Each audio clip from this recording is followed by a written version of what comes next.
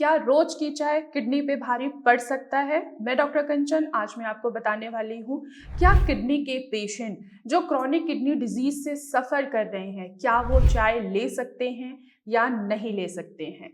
जैसा कि आप सभी को पता है कि किडनी का काम है हमारे ब्लड को फिल्टर करना, साथ ही साथ बीपी को बैलेंस करना, बीपी को रेगुलेट करना, विटामिन डी को एक्टिवेट करना, जो आपकी हड्डियों में कैल्शियम को एब्जॉर्ब करा सके, जिससे आपकी हड्डियां जो होती हैं वो मजबूत होती हैं। इसके अलावा किडनी का काम है फ्लूइड और इलेक्ट्रॉन्स को बैलेंस करके भी चलना और आरबीसीज का प्रोडक्शन करना। लेकिन जब किडनी किसी भी रीजन के वजह से खराब होती है, स्पेशली देखा गया है कि 80 to 90% जो कॉजेज रिस्पॉन्सिबल होते हैं वो होता है हाई ब्लड प्रेशर और हाई शुगर लेवल। इसके बाद आती है अगर आपको कोई ऑटोइम्यून डिसऑर्डर है जैसे कि आईजीए नेफ्रोपैथी, या अगर आपको नेफ्रोटिक सिंड्रोम हो गया है, या कोई जेनेटिक इशू है जैसे कि पीकेडी जिसको हम पॉलीसिस्टिक किडनी डिजीज कहते हैं। ये भी एक फैक्टर है जो आपके किडनी के फंक्शनिंग को क्या करता है, खराब करता है, डिस्टर्ब करता है, जिसके वजह से आपको देखने को ये मिलता है कि आपका यूरिया बढ़ रहा है, क्रेटिनिन बढ़ रहा है, और साथ ही साथ जो इलेक्ट्रॉन्स होते हैं जैसे कि पोटेशियम हो गया, सोडियम हो गया, ये सारे क्या हैं, ये भी आपके डिस्टर्ब ही हैं।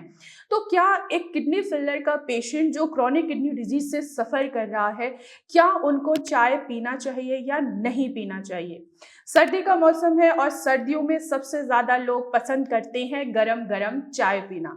चाय मिल जाए तो क्या बात है, लेकिन यहाँ पे एक सवाल ये आता है कि क्या किडनी के पेशेंट जो क्रॉनिक किडनी डिजीज से सफ़र कर रहे हैं उनके लिए चाय फायदेमंद है या नहीं है? तो चाय में कैफीन होता है, कैफीन जो आपके ब्लड प्रेशर को बढ़ा सकता है। जिन भी पेशेंट की किडनी हाई ब्लड प्रेशर से डैमेज है तो मैं उनको ये ज़रूर सजेस्ट करूंगी कि आपको चाय नहीं लेना चाहिए, क्योंकि जब आप चाय लेते हैं तो इससे आपका बीपी धीरे धीरे बढ़ता है और आपकी किडनी की फंक्शनिंग जो वो डिस्टर्ब होती है। फिर आपको रिजल्ट देखने को मिलता है कि 1 मंथ पहले आपका क्रेटिनिन जहां 2 था, वहां 1 मंथ बाद आपका क्रेटिनिन सीधे 3 या 4 के करीब पहुंच चुका है। तो अगर आपकी किडनी हाई ब्लड प्रेशर की वजह से डैमेज हुई है तो आपको चाय नहीं लेना चाहिए। चाय में इसके अलावा देखा जाए तो इसमें पोटेशियम भी होता है। अगर आप दिन में 3 से 4 कप चाय ले रहे हैं तो ये आपके पोटेशियम को भी बढ़ा सकता है, और देखने को ये मिलता है कि आपका पोटेशियम बढ़ा हुआ है जिसके वजह से दिल की धड़कन जो होती है वो फास्ट हो जाती है। तो आपको चाय नहीं लेना चाहिए। इसके अलावा चाय में ऑक्सलेट होता है जो किडनी स्टोन कॉज करता है, और जिन लोगों की किडनियों में स्टोन बार बार बन रहा है मैं उनको जरूर कहना चाहूंगी कि आपको चाय नहीं लेना चाहिए। अगर आपको चाय लेना भी है तो आप 1 कप चाय ले सकते हैं, यानी कि 100 ml से 120 ml तक ये इनफ है आप लोगों के लिए। कम चीनी कम दूध वाली चाय ले सकते हैं, लेकिन अगर आप अधिक मात्रा में चाय लेते हैं तो आपकी किडनी की फंक्शन डिस्टर्ब हो सकती है। और जो लोग अधिक मात्रा में चाय लेते हैं उनमें आपने देखा होगा कि सूजन बहुत ज्यादा आ जाता है, और इसके साथ ही साथ पेशेंट को सांस लेने की भी तकलीफ होती ही होती है। लेकिन अगर हमारी किडनियों पे कोई प्रॉब्लम आई तो हमारा पूरा शरीर जो है वो डिस्टर्ब रहता है। तो सबसे बड़ा जो सवाल हर पेशेंट यही पूछता है, ओपीडी में भी पूछते हैं, ऑनलाइन भी पेशेंट पूछते हैं, यहाँ तक कि हमें कमेंट्स में भी पूछते हैं क्या हम चाय ले लें, और स्पेशली सर्दियों के मौसम में अक्सर ये सवाल पूछा जाता है।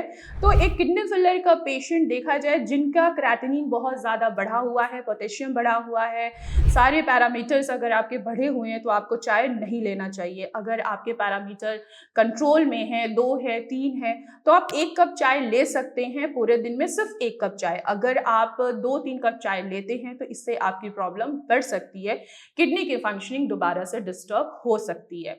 तो मैं आशा करती हूँ कि आप लोगों को समझ में आया होगा एक किडनी फेलियर पेशेंट चाय क्यों नहीं ले सकते हैं और किस वजह से नहीं ले सकते हैं। तो आज की वीडियो में बस इतना ही, फिर मैं मिलूंगी नेक्स्ट वीडियो में, तब तक के लिए धन्यवाद।